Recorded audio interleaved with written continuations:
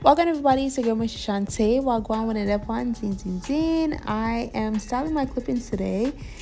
These are the products and tools that I am using. Of course, there will be links in the description box below. So let's get started. I'm parsing off my hair from ear to ear, sectioning off the back and the front of my hair.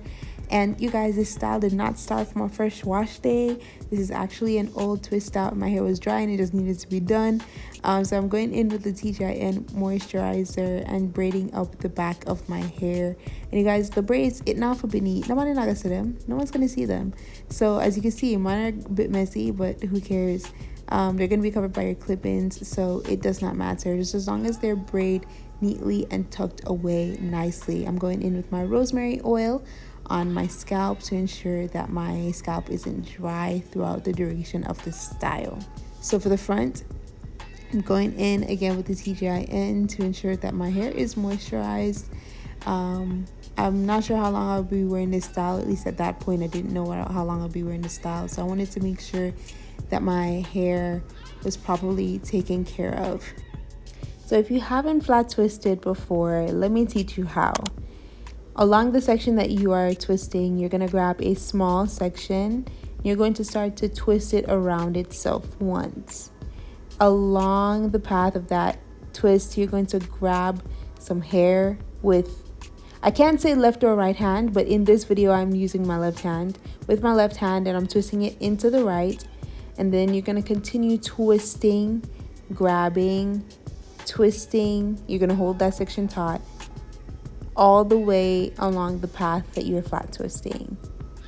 It's okay if you didn't get it the first time. Keep practicing. Grab a loved one, grab a section of your hair, and just keep flat twisting and practicing as best as you can. It gets easier and a lot simpler. The more you practice, the better it will be.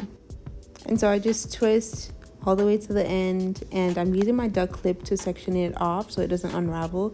It shouldn't though, but it depends on your hair texture. If your hair is a little bit looser, like a different, we don't do types really as much anymore, but if you're more of a 3 or a 2 and your hair is just a little bit looser, then clipping this away will ensure that the twist does not unravel on itself. So I'm showing you guys how I do the flat twist once more. And like I said, it's really all you're doing. You're twisting, you're grabbing, holding it tightly, twist, grab, holding it tightly. So this is one half completed. The next section, I'm twisting it in the opposite diagonal direction, and the twists are actually twisting up and away from my face. So it depends on, I twist in one direction for the most part, but in order for it to look uniformed, I do twist away from my face on both sides. Now I'm going to bantu knot or China bump the ends so that one, they stay nice and neat, and it just adds an extra flair to the style, to be honest. So I'm doing that. So the section in the middle, because both sides were twisted in opposite directions, I am twirling them tightly in their original directions, then around themselves, and then making a knot. The other parts of my hair, the other bantu knots that you see, you don't really have to worry about. You just twist it like normal and then wrap it around itself. Now for the clip-ins. So this bundle came with 6 wefts. A couple of the wefts have multiple clips, and I have 2 wefts with 1 clip. And so I'm spacing it out based on the width of my nape or my head to make sure that I'm using the right weft per section. And I try to use a measurement of 1 finger or 2 fingers or a finger and a half to ensure that it's spaced properly and that there are no gaps in my head, and also it doesn't look bunched up. So for the top, I'm using the clips with the weft with the single clips, and I'm clipping it facing the opposite direction. I'm clipping it facing my back of my head, and then I'm gonna flip it over, and this is to ensure that it has a natural look. So here's the trick. I'm using my crochet needle, and I'm going to glide it under the weft as carefully as possible. Please be gentle because it is tight. You don't want to snag your hair out. So I'm grabbing it under, and then I'm gonna fold some of the hair from that same clip onto the needle and pulling it forward.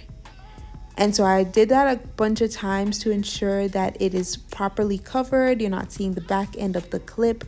And once I flip it over, it should look natural, as if it's coming from my scalp. And so I did this for the other side as well to ensure that, like I said before, it looks natural and neat. Once you flip it over, if you see any other gaps or spaces, feel free to grab some more hair and continue to cover it up. So this was essentially the end of the style, y'all. But if you know me, you know, I didn't think it was completely done. I loved it. I was checking to make sure that you weren't seeing any gaps. And I didn't see any gaps at all. However, I was not as satisfied with the size of the Bantu knots. So I went in with some leftover hair, and I think this is, the Arbitrary spring twist hair. This is not necessary for the style. You could just go with the size of your Bantu knots, your natural hair Bantu knots, or tiny bump. But I kind of want it to be a little bit bigger, so that you can kind of see it, see it popping off the screen.